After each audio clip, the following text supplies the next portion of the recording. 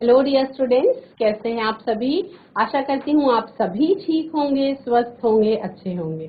ICT virtual classroom Dehradun में आप सभी का स्वागत करती हूँ। जैसा कि आप सभी जानते हैं बच्चों, मेरा नाम समता है और क्लास 6 में आप साइंस का चैप्टर नंबर 7 आज स्टार्ट करेंगे हम, that is getting to know plants.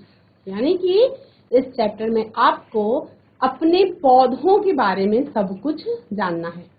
सभी बच्चों ने आसपास अपने पौधे देखे होंगे, अलग अलग प्रकार के बहुत सारे फूलों वाले पौधे देखे होंगे। देखने में बहुत सुंदर लगते हैं, लेकिन उसके हर एक पार्ट को हम क्या कहते हैं, वो किस तरह से काम करता है, ये सब हम समझेंगे, अपने पौधों के बारे में अच्छी तरह से जानेंगे। तो बच्चों, इस चैप्टर को स्टार्ट करने के समय हम देखेंगे कि जो कोई पेड़ होता है तो उसमें क्या होते हैं, अलग अलग पार्ट्स होते हैं। जैसे आप सभी ने पौधों में खिले हुए सुंदर सुंदर फूल देखे होंगे, आप सभी ने उसमें पत्तियां देखी होंगी, उसमें आपने जड़ भी देखी होगी। यदि कोई पौधा जब जमीन के नीचे क्या होती है, जड़ होती है, मतलब जमीन के ऊपर ऊपर नहीं होता, वो पौधा थोड़ा सा जमीन के नीचे भी होता है। तो हम उसके अलग अलग पार्ट्स के बारे में देखेंगे। जैसे गेटिंग टू नो प्लांट्स आपका चैप्टर है, क्लास 6 का चैप्टर नंबर 7 है ये।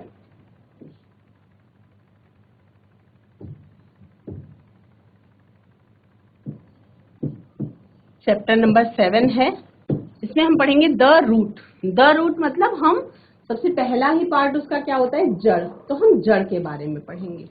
Plants have diverse morphology. Diverse morphology का मतलब उसकी जो संरचना है उसमें बहुत ज्यादा विविधता होती है। मतलब बच्चों सभी ने देखा है ना, गुलाब का फूल अलग तरीके का होता है, उसका पौधा, गेंदे का पौधा अलग तरीके का, चमेली का अलग, आम का अलग, नींबू का अलग, संतरे का अलग।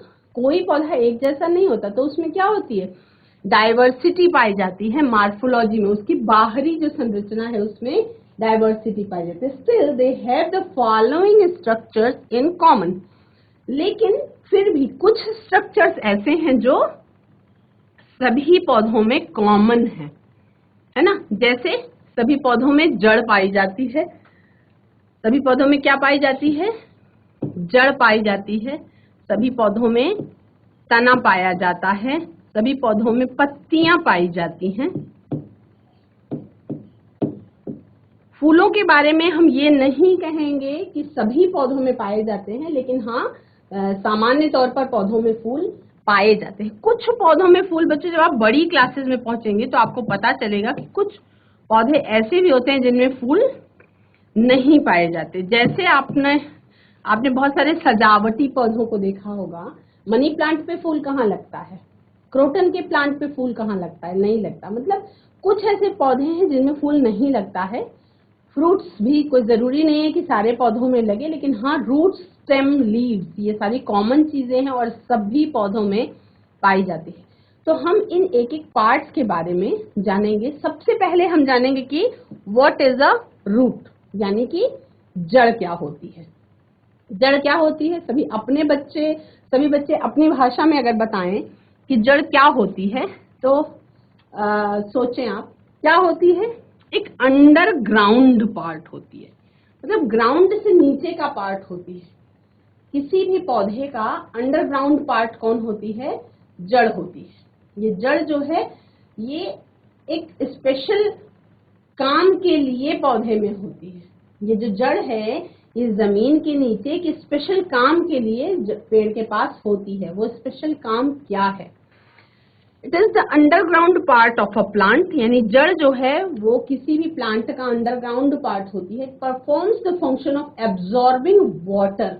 यानी कि जड़ों का मुख्य काम क्या है बच्चों, जड़ों का मुख्य काम है कि ये पौधे का अवशोषण करती है जमीन के अंदर से। क्या करती है, एब्जॉर्बिंग वाटर फ्रॉम सॉइल। यानी जमीन पर जहां पे पौधा उगता है, जमीन के अंदर जड़ें होती हैं। तो जमीन के अंदर वो जो जड़ें होती हैं, उन जड़ों में कुछ ऐसी क्वालिटी होती है, कुछ ऐसे स्पेशल चीजें होती हैं जिससे जड़ें जो है वो पानी को क्या कर लेती हैं, अवशोषित कर लेती हैं, एब्जॉर्ब कर लेती हैं, और उसके बाद फिर उसी पानी का इस्तेमाल अपने लिए पौधे खाना बनाने में करते हैं। It also helps in the encourage of the soil, यानी कि मृदा अपरदन, जैसे पानी जब बहुत तेज बारिश होती है तो मिट्टी बह के चली जाती है, तो पौधों की जड़ें क्या करती हैं, मिट्टी को बांधे रखने का भी काम करती है। समझ में आ रहा है सभी बच्चों को कि जड़ क्या होती है? जड़ एक ऐसा अंडरग्राउंड पार्ट है जो पौधे में मौजूद जो पानी की आवश्यकता है उसको पूरा करने के लिए मिट्टी में मौजूद पानी को अवशोषित करती है, और मिट्टी को बांधे रखने का भी काम कौन करती हैं? जड़ें ही करती हैं।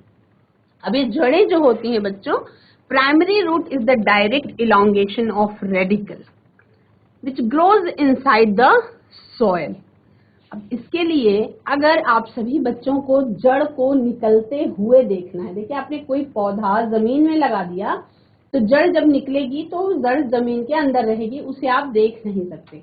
लेकिन अगर आपने जड़ को निकलते हुए देखना है तो आप किसी बीज का अंकुरण कीजिए पानी में भिगा करके और उसको गीलापन दीजिए, फिर आप देखेंगे कि जड़ से एक पार्ट निकलता है, दो पार्ट्स निकलते हैं खास तौर पे। एक होता है मूलांकुर जिसे हम रेडिकल कहते हैं, और दूसरा होता है प्रांकुर जिसे हम विम्यूल कहते हैं। तो जो रेडिकल होता है मूलांकुर, उससे क्या बन जाती है, बाद में ग्रोथ जब होती है, डेवलपमेंट होता है, जब पौधा बड़ा होने लगता है तो क्या बन जाती है, जड़ें बन जाती है।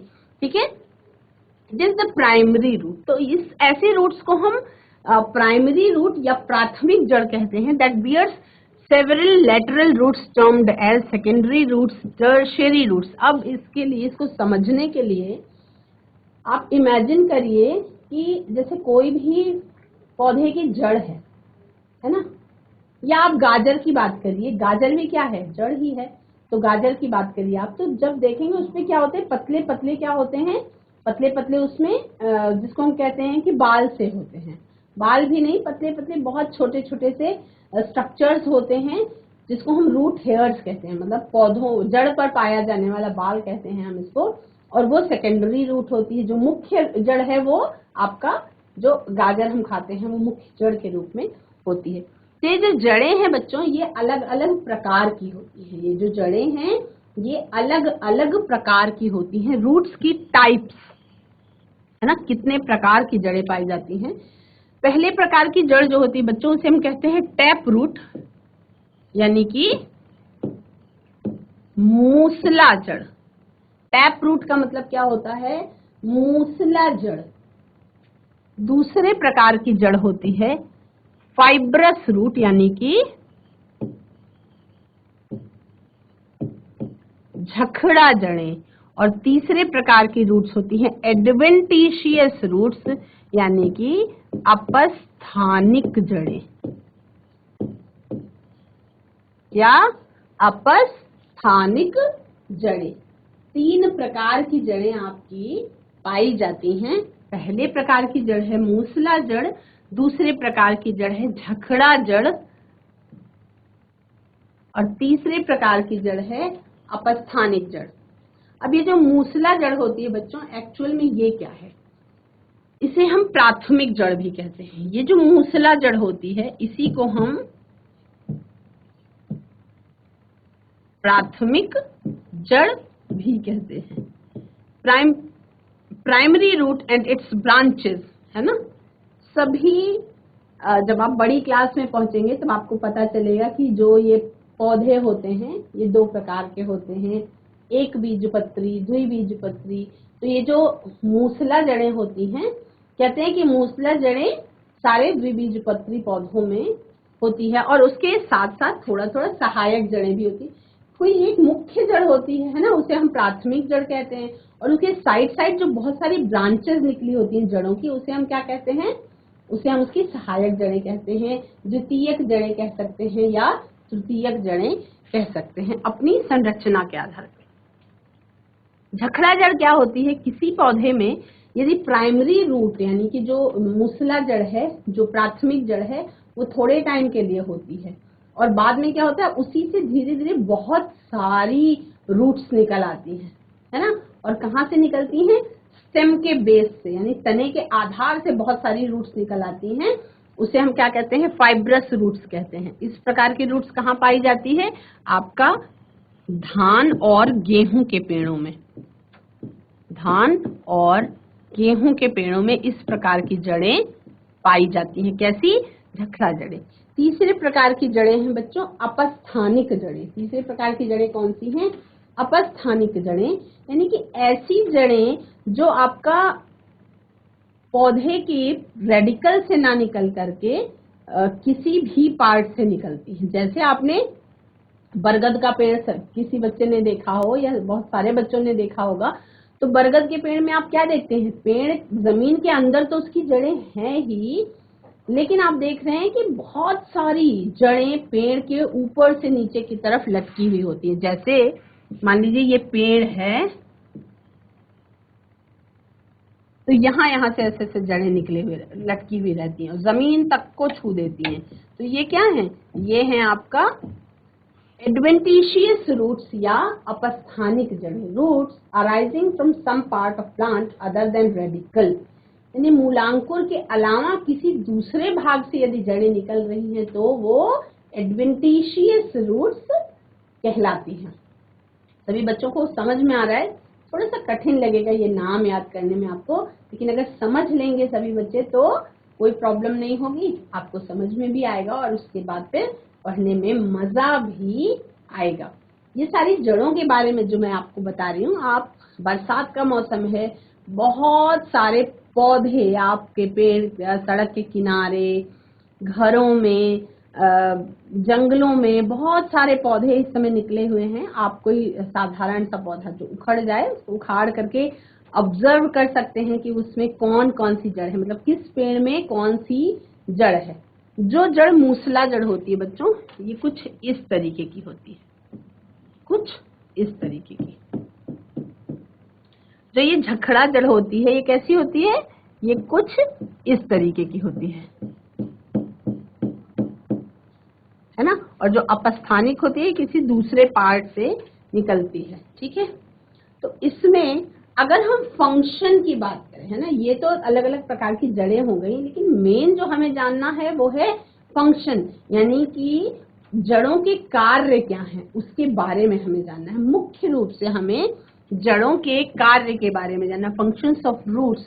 तो मुख्य रूप से दो फंक्शंस जड़ें करती हैं और इसके लिए आपको कुछ चीजें देखनी होंगी। आप क्या कर सकते हैं, एक हम एक्टिविटी करेंगे, ये एक्टिविटी क्या है, बहुत ज्यादा मजेदार है। इस एक्टिविटी को करके आप क्या कर सकते हैं, जड़ों का जो मुख्य काम है वो आप पता कर सकते हैं, और जड़ों का मुख्य काम, जड़ें कैसे काम करती हैं या पौधे के जीवन के लिए जड़ें कितनी आवश्यक हैं, इसको आप इस एक्टिविटी से कर सकते हैं।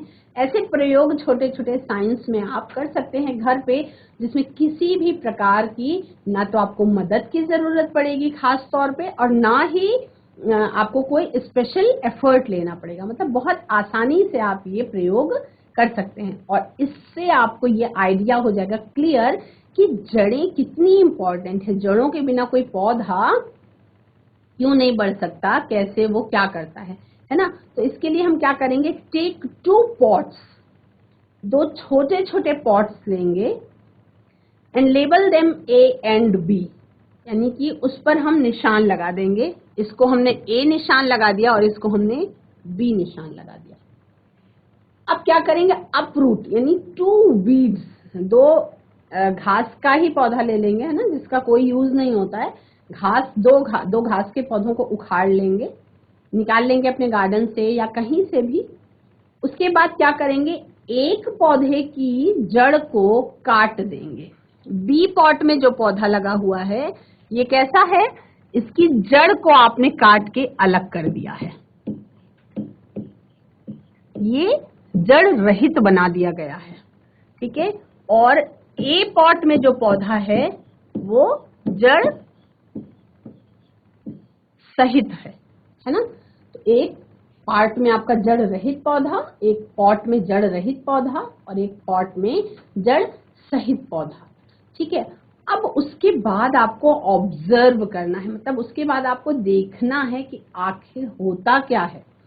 जब एक पॉट में जो पौधा है, बी वाले पौधे की हमने जड़ें काट दी और ए वाले पौधे के बीच जड़ें लगी हुई हैं, फिर क्या करेंगे, उस वीड को, उस घास के पौधों को हम पॉट ए और पॉट बी में लगा देंगे। अब उसको हम रेगुलरली, यानी कि निरंतर कुछ दिनों तक उसको हम देखते रहेंगे और उसमें हम पानी देते रहेंगे। सामान्य तौर पे हम क्या करते हैं बच्चों, पौधों में पानी देते हैं ताकि पौधे जो है वृद्धि करते रहें, ग्रोथ करते रहें, उसमें खूब अच्छे से फल फूल आए। तो घास में तो ना फूल होता है, घास में ना तो फल लगते हैं, घास में फूल और फल नहीं लगते, लेकिन हाँ घास को आप देख सकते हैं कि एक पेड़, एक जो पौधा है उसकी आपने जड़ काट दी है और एक पौधा है जो जड़ सहित है। अब आप दोनों में पानी दे रहे हैं, लगातार आप उसको पानी दे रहे हैं। तो ऑब्जर्वेशन देखेंगे आप, एक हफ्ते तक ऐसा करके देखिए, उसके बाद आप देखेंगे कि क्या हो रहा है।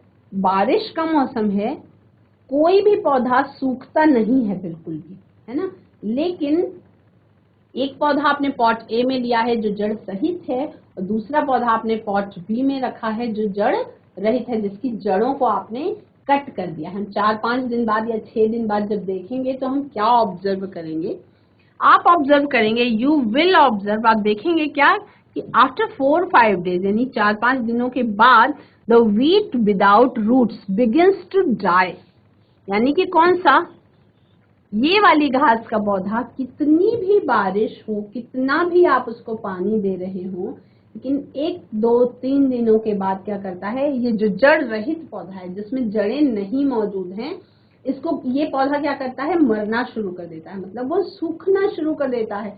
कितना भी आप पानी दे रहे हैं लेकिन वो पौधा खराब होने लग जाता है। लेकिन दूसरा वाला जो ए वाला था, ये कैसा है, ये आपका धीरे धीरे बढ़ने लगता है, ग्रो करने लगता है ना, थोड़ा थोड़ा बड़ा होने लगता है। तो आपने क्या ऑब्जर्व किया कि एक पौधा जिसकी आपने जड़ काट दी थी वो मरने लगा और दूसरा पौधा जिसमें जड़ मौजूद थी वो अपना विकास करता रहा, ग्रो करता रहा, है ना। तो अब ये हम कंक्लूड कर सकते हैं, ये हम निष्कर्ष, इस निष्कर्ष पे हम पहुंचते हैं कि जो रूट्स होती हैं वो क्या करती हैं, जमीन से पानी को एब्जॉर्ब करती हैं। पहले पौधे के साथ, ए वाले पॉट के साथ क्या हुआ, इसमें जड़ें मौजूद थी तो हम जो पानी दे रहे थे उस पौधे को, या बारिश से जो पानी हो रहा था उसको उसकी जड़ें अवशोषित करके पौधे के विकास के लिए यूज कर रही थी। लेकिन जो दूसरा पौधा हमने लगाया था इसमें पानी हम दे भी रहे थे, बारिश का भी पानी आ रहा था, लेकिन जब जड़ें ही नहीं मौजूद थी तो वो पौधा मरने लगा, ग्रो नहीं कर पाया। जैसे हम लोग खाना खाते हैं अपने मुंह से, तो अगर हमारा मुंह जो है बंद कर दिया जाए, जैसे इमेजिन करें मुंह बंद करें, मुंह पे टेप लगा दिया जाए और उसके बाद खाना बहुत सारा हमारे सामने रख दिया जाए, तो क्या होगा, हम नहीं खा पाएंगे, क्योंकि हम खाते किस चीज से हैं, मुंह से ही खाते हैं। तो इसी प्रकार से जड़, जो ये पौधा था जिसमें जड़ नहीं थी, तो क्या हुआ, जब जड़ नहीं थी तो पौधा उस पानी को अवशोषित नहीं कर पाया, है ना। बहुत सारा पानी, जैसे मैं आपको एग्जाम्पल, सामान्य तौर पे आप एग्जाम्पल लें, थोड़ा सा मजा भी आएगा आपको एग्जाम्पल सुनने में। हमारे पास बहुत सारा खाना हो, विभिन्न प्रकार की सब्जियां, 56 भोग हो बिल्कुल, और हमारे मुंह पे टेप लगा दे मम्मा, कैसा रहेगा, है ना। बहुत सारा खाना है, हम चाहते भी हैं कि हम खा लें, लेकिन हम अपनी भूख को मिटाने के लिए खाने को नहीं खा पाएंगे, क्योंकि क्या होगा, हमारे मुंह पे तो टेप लगा हुआ है। तो उसी तरह से जड़ जो है, ये वाला पौधा जो है पॉट बी वाला, इसके पास बहुत सारा पानी हो गया, आपने बहुत सारा पानी दिया, बारिश का भी पानी आए, लेकिन जब उसके पास जड़ ही नहीं है तो वो आखिर उस पानी को एब्जॉर्ब करे कैसे। तो इस प्रयोग से पहली चीज क्या साबित होती है कि जड़ें जो है वो पानी का अवशोषण करती हैं मिट्टी के अंदर से। क्लियर है सभी बच्चों को, एक पहला पॉइंट सभी बच्चों का क्लियर हुआ कि जड़ें यदि ना हो तो पौधा सूख जाएगा। उसका कारण क्या है कि जड़ें मिट्टी के अंदर से पानी को एब्जॉर्ब करती हैं, पानी का अवशोषण करती हैं, ठीक है। तो इसलिए they are important for the survival of plants. तो इसीलिए पौधे के जीवन के लिए क्या है, ये अति आवश्यक है किसका, कि जो पौधा है वो जड़ सहित होना चाहिए, पौधा जड़ युक्त होना चाहिए। बिना जड़ों का कोई भी पौधा विकास नहीं कर सकता। जड़ें कट जाने पर पौधा क्या होता है, मरने लगता है। ठीक है, तो ये आपका एक्टिविटी है। इस एक्टिविटी को सभी बच्चे देखेंगे, समझेंगे, और इस एक्टिविटी से रिलेटेड अगर आपको कोई क्वेश्चन करना है तो आप चैट हैंड रेज के माध्यम से क्वेश्चन कर सकते हैं। हमने इस प्रयोग में क्या देखा बच्चों, हमने इस प्रयोग में देखा कि हम 2 पॉट्स लेंगे, 2 छोटे छोटे डब्बे लेंगे जो आपके घर में पड़े हैं, या 2 छोटे छोटे गमले ले लेंगे, और उसके बाद क्या करेंगे, 2 पेड़ उखाड़ लेंगे घास का, है ना, 2 बहुत छोटे छोटे, कहीं अगल बगल से आपके गार्डन से या सड़क के किनारे से कहीं से 2 पौधे ले लेंगे। एक डब्बे को ए लेबल कर देंगे, एक डब्बे को बी, पहचान करने के लिए। ठीक है, एक में आप क्या करेंगे, जड़ वाला पौधा लगा देंगे, दूसरे में आप क्या करेंगे, पौधे की जड़ को काटने के बाद उसको मिट्टी में लगा देंगे। उसके बाद उसको 4-5 दिन तक निरंतर, जैसे हम सामान्य तौर पर अपने पौधों को पानी देते हैं, वाटरिंग ऑफ प्लांट्स करते हैं, उसी तरह से आप पानी देंगे। और पानी देने के बाद आप क्या देखेंगे बच्चों, कि 5-6 दिन के बाद जिस पौधे में, यानी कि पॉट ए में जिस पौधे में जड़ें मौजूद थी, उस पौधे का विकास हो रहा था, वो पौधा धीरे धीरे बड़ा हो रहा था। लेकिन उतना ही पानी जब दूसरे पौधे को भी मिल रहा था, पॉट बी वाले पौधे को भी मिल रहा था, जिसमें जो जड़ रहित पौधा था, तो वो पौधा क्या होने लगा था, वो धीरे धीरे खत्म होने लगा था, मरने लगा था, उसका जीवन समाप्त होने लगा था। तो इससे आप क्या ऑब्जर्व करेंगे 4-5 दिनों के बाद, कि जो रूट्स हैं, अगर बिना रूट्स का कोई पौधा है तो वो पौधा खत्म होने लगता है ना, और दूसरा वाला पौधा जो जड़ सहित था वो स्वस्थ था और वो ग्रो भी कर रहा था। तो इससे आपने क्या निष्कर्ष निकालेंगे, इससे हम ये निष्कर्ष निकालेंगे कि पौधे के जीवन के लिए जड़ों का होना जरूरी है। और जड़ का मुख्य काम मैं आपको क्या बता रही हूँ, कि जड़ का मुख्य काम है जमीन के अंदर से पानी को अवशोषित करना। They are important for the survival of plants, यानी कि पौधे के जीवन के लिए जड़ों का होना जरूरी है। अब दूसरा पार्ट क्या है बच्चों, एनकरेज। एनकरेज का मतलब क्या होता है, किसी भी चीज को बांधे रखने का काम। ठीक है, पहला प्रयोग अगर सभी बच्चों को समझ में आ गया, तब हम ये दूसरा प्रयोग के बारे में बात करेंगे। पहले प्रयोग को सभी बच्चे चाहें तो लिख सकते हैं, चाहे आपको याद हो गया होगा, आप अपने घर पे इसको करेंगे जरूर, है ना। जब आप इस प्रयोग को अपने घर पे करेंगे, देखेंगे आपको कितना मजा आता है ना। अलग अलग पौधा सभी बच्चे लेंगे और उसके बाद आपस में चर्चा भी करेंगे कि कितने दिनों के बाद जो पौधा है वो क्या हो गया, किसका पौधा 4 दिन में मरा, किसका पौधा 5 दिन में मरा, और किसका पौधा जो है वो 2 ही दिन में सूखने लगा, है ना। ये प्रयोग बहुत अच्छा है, इम्पोर्टेंट है, और इससे आप क्या करेंगे, कोई भी चीज जब हम करके सीखते हैं ना बच्चों, कभी पूरे जीवन हमें नहीं भूलता है। ठीक है, तो जड़ों के बारे में हम बात करें। पहला हमने बात कर ली जड़ के बारे में, कि जड़ें पानी को अवशोषित करती हैं जमीन से। दूसरी हम बात करेंगे कि जड़ें क्या करती हैं, मिट्टी को पकड़ के रखती हैं। जड़ें क्या करती हैं, मिट्टी को पकड़े रखती हैं, मिट्टी को बांधे रखती हैं। मतलब जहां पे पेड़ होता है वहां पे मिट्टी रुकी रहती है। ठीक है, अदरवाइज सब जगह से मिट्टी बहती जाती है, लेकिन जहां पे बहुत सारे पेड़ लगे होते हैं वहां पे मिट्टी उतना ज्यादा बारिश में बहती भी नहीं है। तो इसके लिए भी हम क्या करेंगे, एक जैसे हर चीज बताई जाती है, ये ऐसा होता है वो वैसा होता है, लेकिन हम साबित कैसे करें। बच्चे जो होते हैं वो होते हैं जिज्ञासु, हर चीज जानने का मन करता है। तो आप कैसे ये चीज मान लो कि जो जड़ें हैं, मैं बोल रही हूँ कि जड़ें मिट्टी को पकड़े रहती हैं, पर आप इस बात को कैसे मानोगे, क्योंकि आप तो क्वेश्चन करोगे। छोटे बच्चे तो सवाल पूछते हैं, है ना। तो आप सवाल पूछो कि मैम मिट्टी कैसे रोके रखता है, हम कैसे माने, जड़ें तो मिट्टी के अंदर होती हैं, हमें दिखाई तो पड़ती नहीं, तो हम कैसे माने कि मिट्टी को वो रोक के रखती है ना।